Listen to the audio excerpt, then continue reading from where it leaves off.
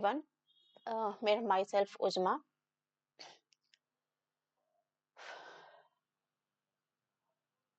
Hello everyone. मेरा नाम उज़मा है एंड मैं बाजपुर उत्तराखंड से हूँ। मैं ये लेक्चर डेमो के पर्पज़ से रिकॉर्ड कर रही हूँ, तो बिना टाइम वेस्ट किए हम लेक्चर रिकॉर्ड करते हैं। तो जो मेरा टॉपिक है वो है डीएनए का रेप्लिकेशन। ठीक है, हम यहाँ पर जो लेक्चर का मेन कोर है वो हम यहाँ डीएनए का रेप्लिकेशन पढ़ेंगे। तो डीएनए का रेप्लिकेशन इन प्रोकैरियोट्स में पढ़ेंगे। ठीक है, हम क्या करेंगे, प्रोकैरियोट्स के डीएनए का रेप्लिकेशन पढ़ेंगे। ठीक है, अब कुछ बातें होती हैं जो हमें डीएनए का रेप्लिकेशन होता क्या है एग्जैक्टली, तो उसकी डेफिनेशन क्या क्या होता है, क्या प्रोसेस होती है, कौन से एंजाइम्स होते हैं, उन सबको हम स्टेप बाय स्टेप क्या है वो देखेंगे। ठीक है, तो सबसे पहले क्या होता है, हमने डीएनए का रेप्लिकेशन पढ़ा। डीएनए भी कई तरह का होता है। ठीक है, लीनियर होता है, सर्कुलर होता है, आपका लीनियर होता है, सर्कुलर होता है, सिंगल स्टैंडर्ड होता है, डबल स्टैंडर्ड होता है। तो यहाँ पर हम जो बात करेंगे वो सर्कुलर डीएनए, यानी कि हम ई कोलाई वाले डीएनए की बात करेंगे, प्रोकैरियोट्स की बात कर रहे हैं ना। तो ई कोलाई वाले डीएनए की बात करेंगे, वो जो कि वो होता है सर्कुलर होता है इन नेचर में। ठीक है, बैक्टीरियल डीएनए की बात करेंगे। ठीक है, डबल स्ट्रैंडेड होता है। ठीक है, अब हम नेचर देख लेते हैं डीएनए का। डीएनए का जो नेचर होता है वो क्या होता है, ये एंटी पैरेलल होते हैं। क्या होते हैं ये? एंटी पैरेलल होते हैं।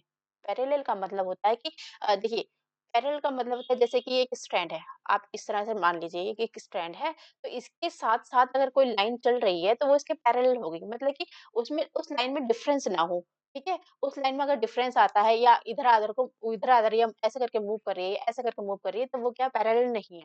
पैरेलल का मतलब होता है कि 2 लाइनें जब एक साथ चलती हैं, जैसे कि कोई वर्ग हो या फिर रेक्टेंगल शेप हो, तो उस तरह की जो वो होती है, तो वो होती है पैरेलल लाइन। तो ठीक है, यहाँ पर क्या है, ये एंटी पैरेलल है। अब एंटी पैरेलल का क्या मतलब है? एंटी पैरेलल का यहाँ पर ये मतलब है, देखिए इसमें क्या होती है, पोलैरिटी होती है, डीएनए में क्या होती है, पोलैरिटी होती है। अब पोलैरिटी का क्या क्या मतलब है? पोलैरिटी का मतलब है कि एक एंड पे जो होता है वो 3 प्राइम ओएच होता है।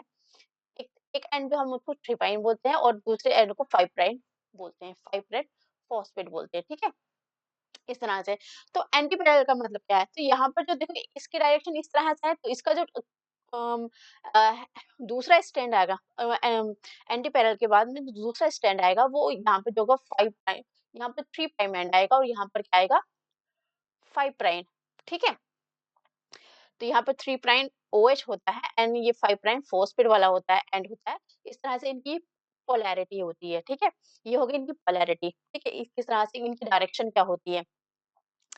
दूसरी चीज, ये क्या होते हैं, कॉम्प्लीमेंट्री होते हैं। एंटी पैरेलल होते हैं और कॉम्प्लीमेंट्री होते हैं। कॉम्प्लीमेंट्री का मतलब होता है कि जैसे हम नाइट्रोजनस एक दूसरे के साथ कॉम्प्लीमेंट्री शो करते हैं, मतलब एक दूसरे से चिपक जाते हैं। ठीक है, एक दूसरे का पूरक पूरक होते हैं, क्या करते हैं, कॉम्प्लीमेंट करते हैं, पूरक होते हैं ये। ठीक है, जैसे कि कॉम्प्लीमेंट्री का मतलब यहाँ पर हम यहाँ समझेंगे कि जो इनमें जो बेसेस होते हैं, जनरली क्या होती है, जो ये होते हैं स्ट्रैंड्स होते हैं, ये क्या होते हैं, डीएनटीपीज की पॉलीन्यूक्लियोटाइड की चेन होती है। क्या होती है ये? पॉलीन्यूक्लियोटाइड की चेन होती है ये, पॉलीन्यूक्लियोटाइड की चेन होती है ये। ठीक है, अब ये पॉलीन्यूक्लियोटाइड की चेन क्या होती है, आपस में कॉम्प्लीमेंट्रिटी शो करती है। किस वजह से? इसमें होते हैं नाइट्रोजनस बेसिस।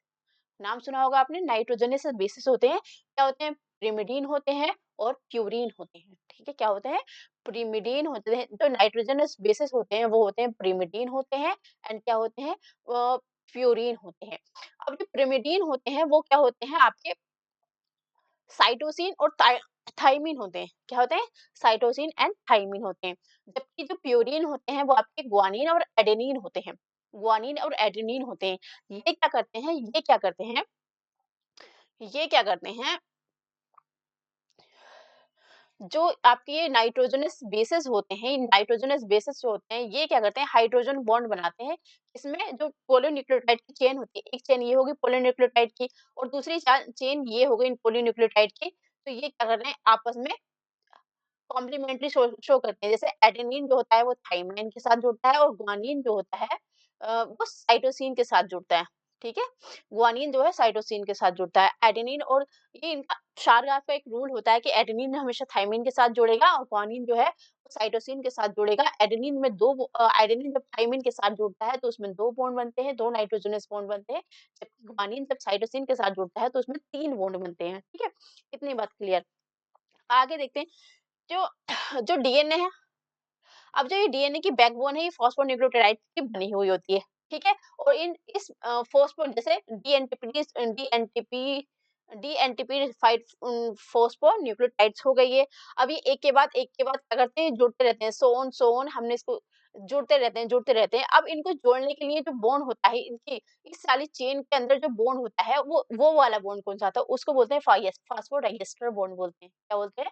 फास्फोडाइएस्टर बॉन्ड बोलते हैं, ठीक है? और जबकि जो ये वाले जो वो एडेनिन और थाइमिन और साइटोसिन एंड ग्वानिन यानी कि आपके जो नाइट्रोजनस बेसेस के बीच में कॉम्प्लीमेंट्री बॉन्ड पेयरिंग होती है वो हाइड्रोजन बॉन्ड्स की वजह से होती है, ठीक है? इतनी बात क्लियर? यानी कि हमारे जो मेन चेन है, आपकी जो मेन चेन है, जो आपके डीएनए के स्ट्रैंड हैं, वो पॉलीन्यूक्लियोटाइड्स की जो चेन है उसमें जो होंगे वो फॉस्फोडाइएस्टर बॉन्ड होंगे, जबकि जो आपकी कॉम्प्लीमेंट्री चेन है यानी कि एंटीपैरल जो है वो क्या होंगे आपके उसमें क्या होंगे हाइड्रोजन बॉन्ड होंगे, ठीक है? तो ये आपको बॉन्डिंग समझ में आ गई, ठीक है? अब आगे बात करते हैं हम nature of DNA synthesis. Nature of DNA synthesis. हमने बात की डायरेक्शन की, हमने बात की कॉम्प्लीमेंट्री की, हमने बात की एंटीपैरल नेचर की, ठीक है? और अब आ गया नेचर ऑफ डीएनए सिंथेसिस क्या होता है? अब देखो नेचर ऑफ डीएनए सिंथेसिस का यहाँ पर जो मॉडल प्रेजेंट किया था तो ये होता है सेमी कंजर्वेटिव। कैसा होता है? सेमी कंजर्वेटिव होता है, ठीक है? सेमी कंजर्वेटिव होता है। ये मेसेल्सन एंड स्टॉल ने एक्सपेरिमेंट किया था। उन्होंने ये नाइट्रोजन 15 के साथ में जो कि इसमें यूज़ हो रहा है, उसके साथ में तो वो हम यहाँ पर डिस्कस नहीं करेंगे। हम यहाँ पर बस नेचर की बात करें। तो नेचर ऑफ डीएनए जो सिंथेसिस होता है, डीएनए के रेप्लिकेशन का सिंथेसिस होता है, वो होता है सेमी कंजर्वेटिव नेचर का होता है। कैसा होता है? सेमी कंजर्वेटिव होता है। सेमी कंजर्वेटिव का मतलब होता है यहाँ पर जो देखिए जैसे ये डीएनए का स्ट्रैंड है, समझिए आप ये क्या है डीएनए का स्ट्रैंड है, कोई 2 स्ट्रैंड है, तो ये इसमें क्या होगा एक जो स्ट्रैंड होगा, ठीक है? ये वाला एक जो स्ट्रैंड होगा वो डीएनए का टेम्पलेट की तरह काम करेगा, ठीक है? टेम्पलेट का तरह काम करेगा, दूसरा ये भी टेम्पलेट की तरह काम करेगा और इसके अगेंस्ट जो होगा वो न्यूली सिंथेसाइज्ड डीएनए आएगा। क्या आएगा? न्यूली सिंथेसाइज्ड डीएनए आएगा, इसके अगेंस्ट आएगा, ठीक है? तो इस तरह से ये सेमी कंजर्वेटिव यानी कि एक स्ट्रैंड जो होगा जो न्यूली सिंथेसाइज्ड डीएनए होगा जिसमें 2 स्ट्रैंड होंगे तो एक तो क्या होगा पैरेंटल होगा और दूसरा क्या होगा हम उसको न्यूली सिंथेसाइज्ड होगा जिसको हम डॉटर स्ट्रैंड बोलेंगे और इसको जो पहले वाला जो प्रेजेंट था उसको हम पैरेंटल स्ट्रैंड बोलेंगे, ठीक है? इस तरह से इनका डीएनए का रेप्लिकेशन होता है। इस तरह से इसको मोड ऑफ जो डीएनए रेप्लिकेशन होता है वो सेमी कंजर्वेटिव होता है, ठीक है? क्या हो गया? सेमी कंजर्वेटिव हो गया। अब मोड ऑफ डीएनए रेप्लिकेशन होता है वो बाई डायरेक्शनल होता है। क्या होता है? बाई डायरेक्शनल होता है। यानी कि जो डीएनए हमारा ये प्रोकैरियोटिक डीएनए है तो डीएनए का जो रेप्लिकेशन हो रहा है वो इस दिशा में भी चलेगा और इस दिशा में भी चलेगा। ठीक है? ये हो गया बाई डायरेक्शनल। लेकिन direction of DNA synthesis always क्या रहेगी? Direction of DNA synthesis 5 prime to 3 prime direction रहेगी। ऑलवेज यही रहेगा। ठीक है? डायरेक्शन ऑफ बाई डायरेक्शनल होगा लेकिन डायरेक्शन ऑफ डीएनए सिंथेसिस क्या होगी 5 प्राइम टू 3 प्राइम डायरेक्शन में होगी। ठीक है? इतना हो गया। और अब हो गया ये डीएनए सिंथेसिस। अब देखिए जो डीएनए का सिंथेसिस होगा बाई डायरेक्शनल है तो इसका मतलब है कि एक पहले एक स्ट्रैंड सिंथेसाइज होगा फिर दूसरा होगा ऐसा नहीं होता है।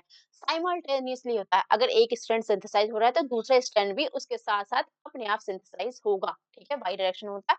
साइमल्टेनियसली होता है। कैसा होता है? साइमल्टेनियसली होता है। ठीक है? डीएनए का सिंथेसिस होता है। ठीक है? अब इतनी बात। अब हम जो आते हैं हम मेन टॉपिक पे आते हैं अपने। हमने थोड़ा-सा डिस्क्रिप्शन समझा डीएनए क्या होता है, डीएनए का नेचर क्या होता है, डीएनए का सिंथेसिस किस तरह से होता है। ठीक है? अब हम आगे आते हैं। एक और चीज़ अ, चलिए स्टार्ट करते हैं हम डीएनए के सिंथेसिस से। डीएनए रेप्लिकेशन, ठीक है। अब डीएनए रेप्लिकेशन हम जब स्टार्ट कर रहे हैं तो इसमें क्या होता है, कुछ एंजाइम्स प्रोटीन्स इन्वॉल्व होते हैं डीएनए के रेप्लिकेशन को प्रोसीड करने के लिए, यानी कि उसकी जो प्रोसेस है उसको स्मूथली रन करने के लिए वो एंजाइम्स की जरूरत होती है, रिक्वायरमेंट्स होती हैं, तो वो उन थोड़ा सा उनके बारे में और देख लेते हैं, ठीक है। Then we will move forward. तो सबसे पहले क्या होता है कि जो डीएनए का रेप्लिकेशन होना है, हमने कह दिया कि हाँ से डीएनए का रेप्लिकेशन होना है, तो डीएनए का रेप्लिकेशन जहां से होना होता है, एक ऐसे रैंडमली तो नहीं होगा ना, रैंडमली नहीं होगा, इसलिए क्या होता है, कुछ एक स्पेसिफिक पॉइंट्स होती हैं, ठीक है, स्पेसिफिक साइट्स होते हैं। जैसे हम अब मैं क्या कर रही हूँ कि मैं डेमो लेक्चर रिकॉर्ड कर रही हूँ, तो मेरा ये पर्पस है कि मैं कहाँ पे जाके मैं आपको चंद्रा क्लासेस में मुझे ये डेमो लेक्चर भेजना है। तो वैसे ही यहाँ डीएनए का रेप्लिकेशन के लिए भी एक स्पेसिफिक साइट्स होती हैं, क्या होती है, कुछ स्पेसिफिक साइट्स होती हैं, प्रेजेंट होती हैं डीएनए में।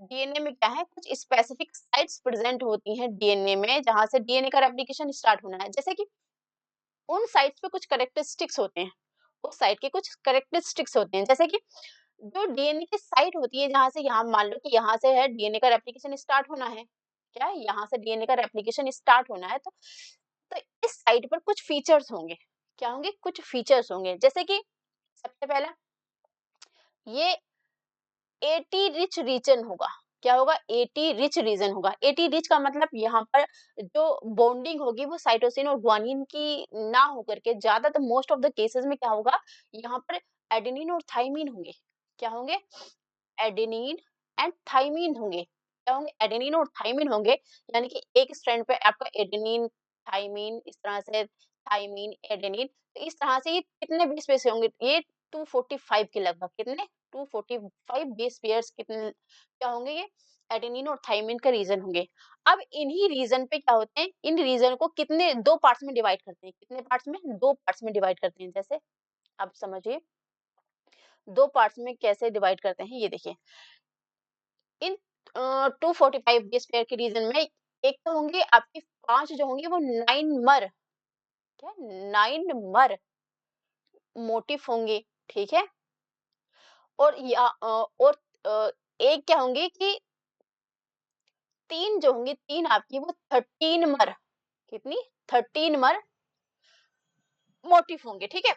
यानी कि आप समझिए इस चीज को, जैसे ही कि ओराई रीजन है, हमने कह दिया कि यहाँ डीएनए का सिंथेसिस जो है वो इस रीजन से स्टार्ट होना है, इस वाले ये वाला ये डीएनए है हमारा, ठीक है, ये हमारा क्या है, डीएनए है, डीएनए के इस रीजन से क्या है, ये डीएनए के इस रीजन से ये क्या होना है, स्टार्ट होना है, डीएनए का सिंथेसिस क्या है, स्टार्ट होना है। तो यहाँ पर जैसे कि यहाँ पर पांच जो होंगे वो सेगमेंट्स ऐसे होंगे, ये 13 13 sorry three nine nine nine nine, एक दो तीन चार पाँच नाइन, तीन क्या होंगे, 13 13 13, इस तरह के बेस पेयर्स होंगे। जैसे कि इसमें कितने बेस होंगे, इसमें आपके ए टी ए करके नाइन बेसिस का कॉम्प्लीमेंट्री शो होगी, ठीक है। तो इस तरह से कुछ ये हो गया नाइन नंबर यूनिट आपका। इस तरह से 13 नंबर यूनिट में भी 13 बेसिस का रिपीटेड यूनिट्स होंगे, क्या होंगे, रिपीट्स होंगे, ये 13 बेसिस के तीन यूनिट्स क्या होंगे, रिपीट्स होंगे, ठीक है। तो यहाँ पर ये एक साइट हो गई 242 बेस पेयर की लॉन्ग साइट हो गई। तो ये हो गया आपका ओराई हो गई, ठीक है, क्या हो गया, ओरिजिन रेप्लिकेशन इनिशिएशन, यहाँ से क्या होना है, ओरिजिन रेप्लिकेशन इनिशिएशन साइट हो गई है, ठीक है, साइट यहाँ से होना है आपका डीएनए का रेप्लिकेशन स्टार्ट होना है। अब ठीक है, अब यहाँ इस साइट पर क्या होता है, इस साइट पर पता चल गया कि साइट है। अब इस साइट खुद से अपने आप थोड़ा ना रेप्लिकेशन स्टार्ट कर देगी, रेप्लिकेशन स्टार्ट होने के लिए एक मोहतरम आएंगे जनाब, उनका नाम होगा, जो एंजाइम्स यहाँ पर आएंगे, प्रोटीन यहाँ पर आएंगे, वो होंगे आपके एंजाइम्स जो यहाँ पर आएंगे, वो होंगे आपके डीएनए ए, क्या होंगे, डीएनए, सॉरी यहाँ कैपिटल से नहीं लिखा जाएगा, डी एन डीएनए ए, क्या बोलेंगे इनको, डीएनए ए होंगे। इनके पास क्या होगी, हाइड्रोलाइसिस की एक्टिविटी प्रॉपर्टीज होगी, क्या होगी, हाइड्रोलाइसिस की प्रॉपर्टीज होगी। उससे क्या होगा कि पहले आइए डीएनए ए, भैया ओ और आई साइड पर आ गई है, यहाँ पर आ गए, यहाँ से डीएनए का रेप्लिकेशन स्टार्ट होना है, तो यहाँ पर आएंगे, ये ओराई साइट थी, ये क्या थी, ओराई साइट थी। ओराई साइट से आके डीएनए आए, ये मतलब कि ये मान लीजिए, आप ये मानिए कि ये है डीएनए ए, ये आ गए डीएनए ए।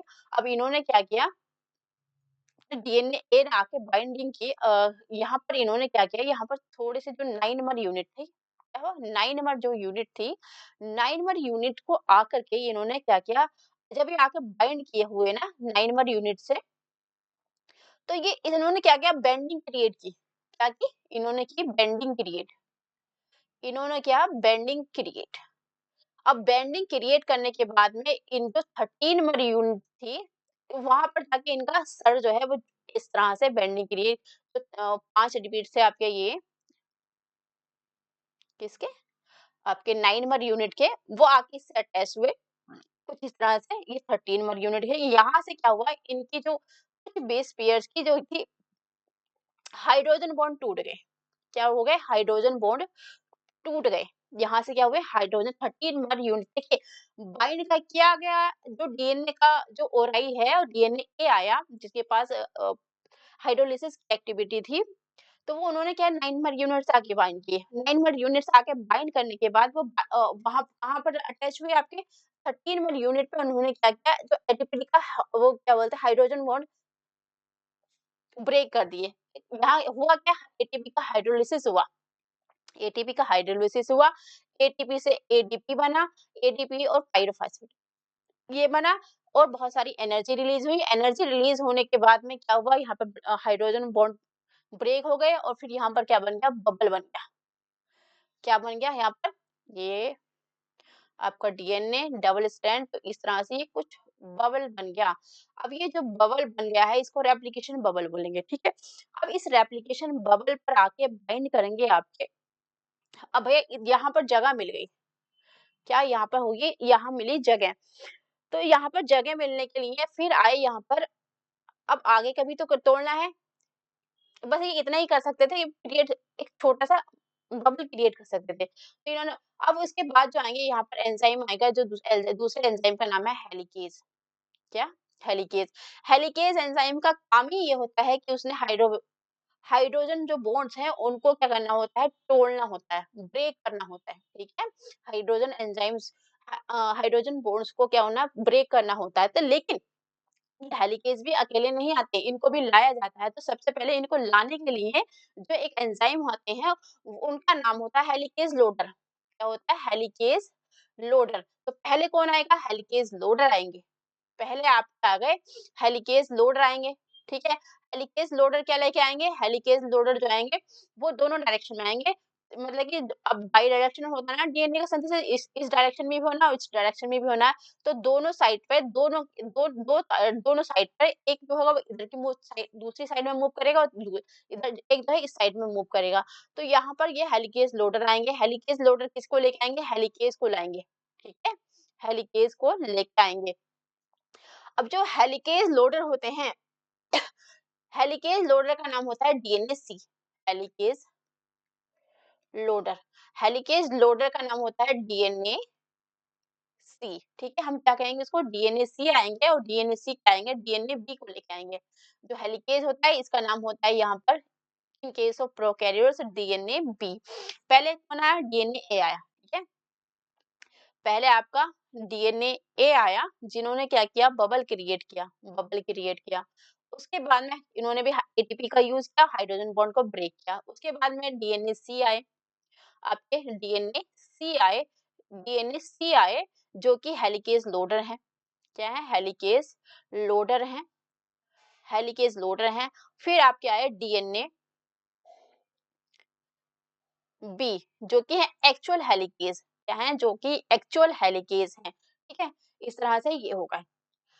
अब अब ये हेलिकेज लोडर आए, इन्होंने हाइड्रोजन बॉन्ड ब्रेक किए, तो क्या बन गया, इनकी इनकी एक्टिविटी से बना हेलिकेज आपका।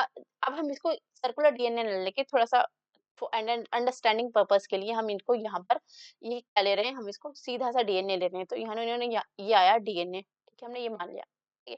तो इन्होंने बना दिया रेप्लिकेशन फोर्क, क्या बनाया, रेप्लिकेशन फोर्क बन गया, ठीक है, रेप्लिकेशन फोर्क बन गया।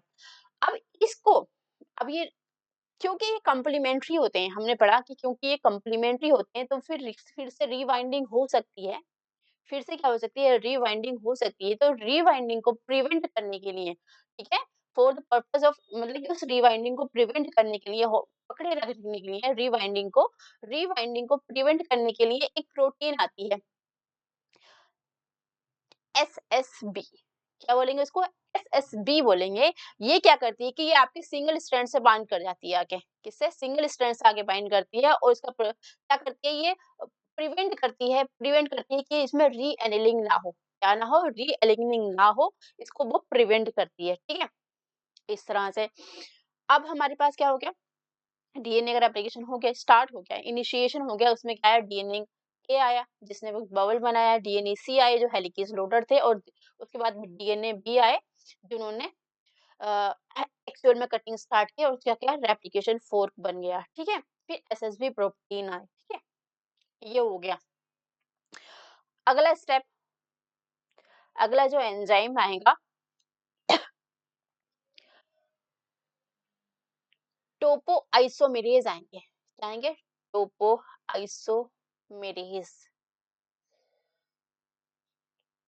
टोपो आइसोमेरेसिस का काम होता है, जैसे देखिए, मैं क्या दिखाऊं आपको,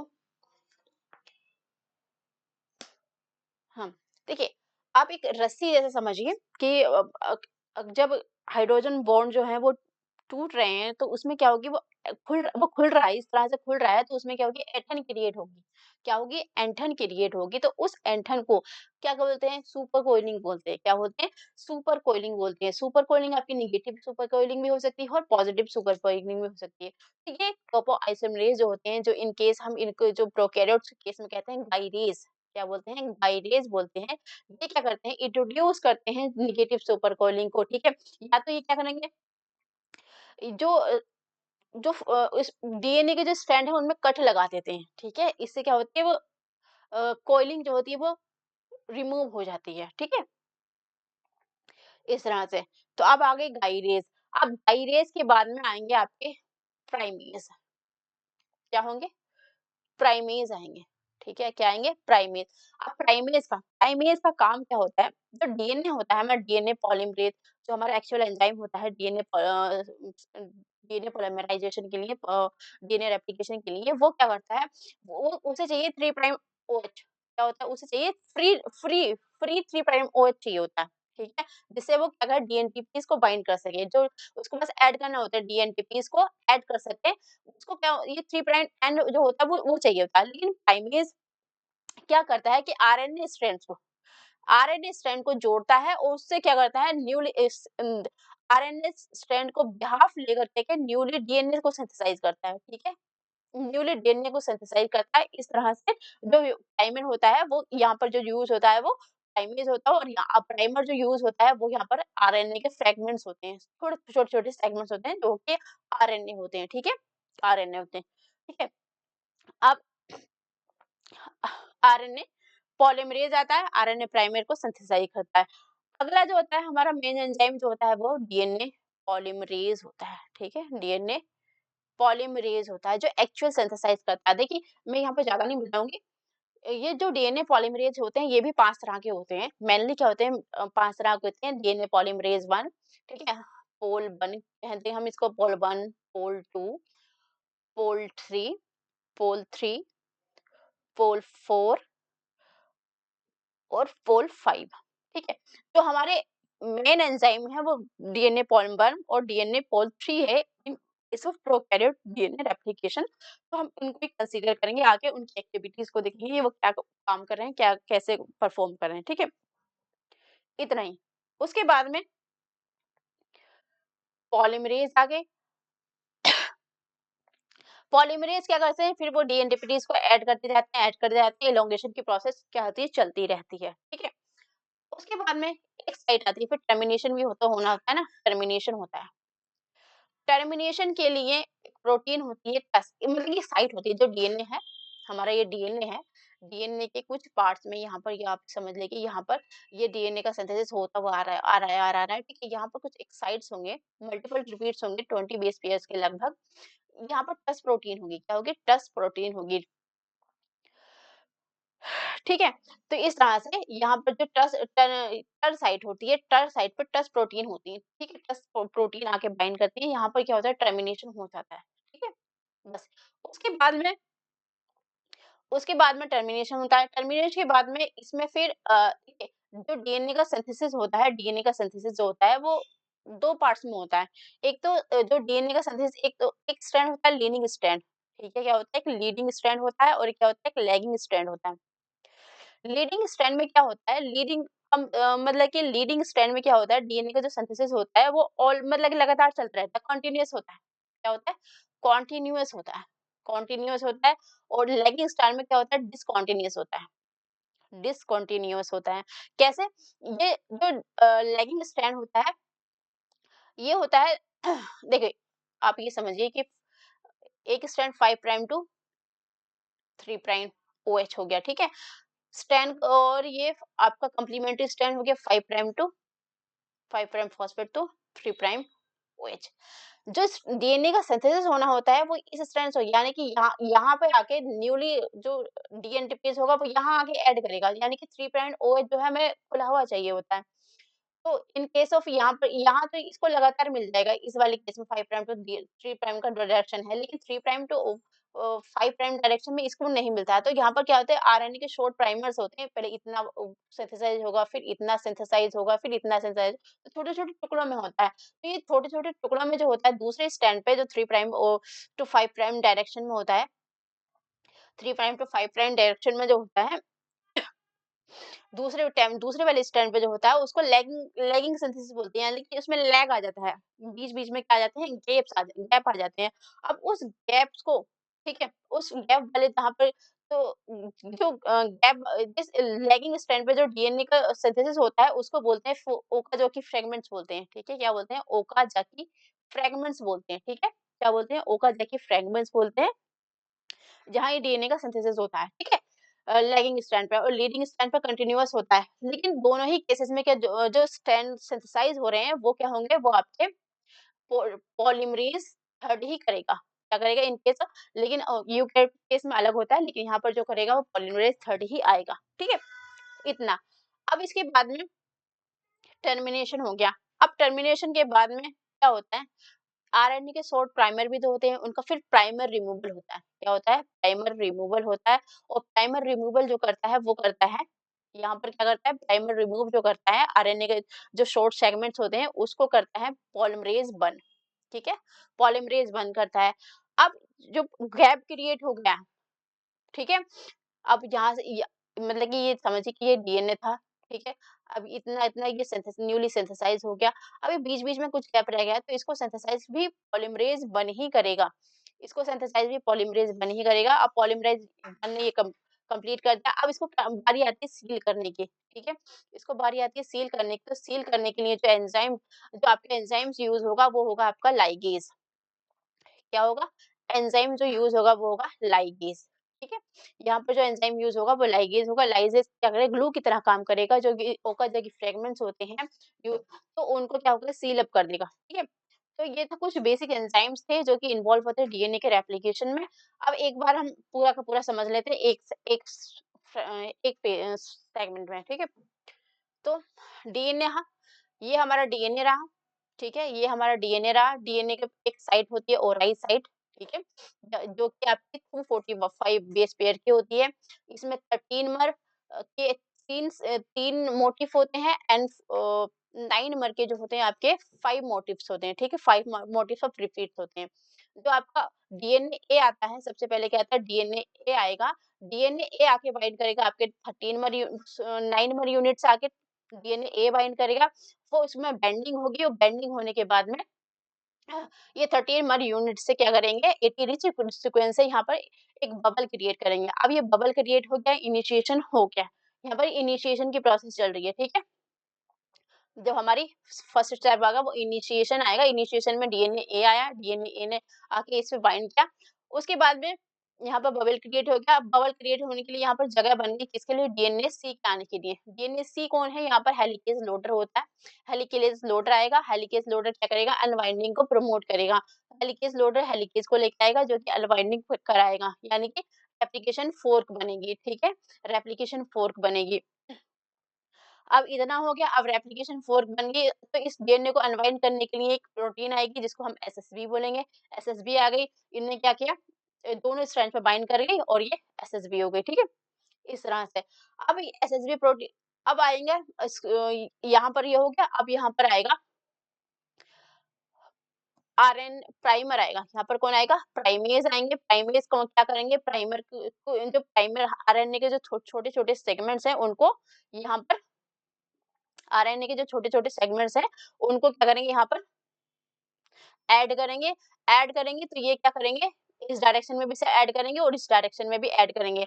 ये एक डायरेक्शन इधर की तरफ मूव करेगा और दूसरी क्या होगी? दूसरा जो होगा इधर की तरफ मूव करेगा। इस तरह से ये मूवमेंट होगी। अब ये मूवमेंट हो गया।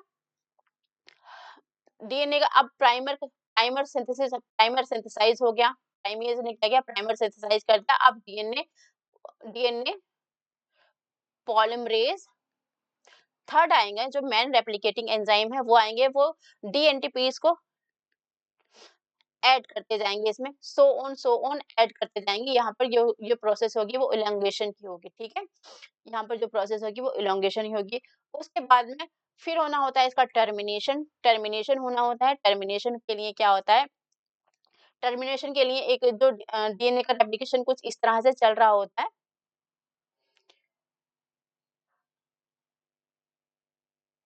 एक इधर चल रहा है, एक इधर चल रहा है। ठीक है, इस तरह से चल रहा होता है।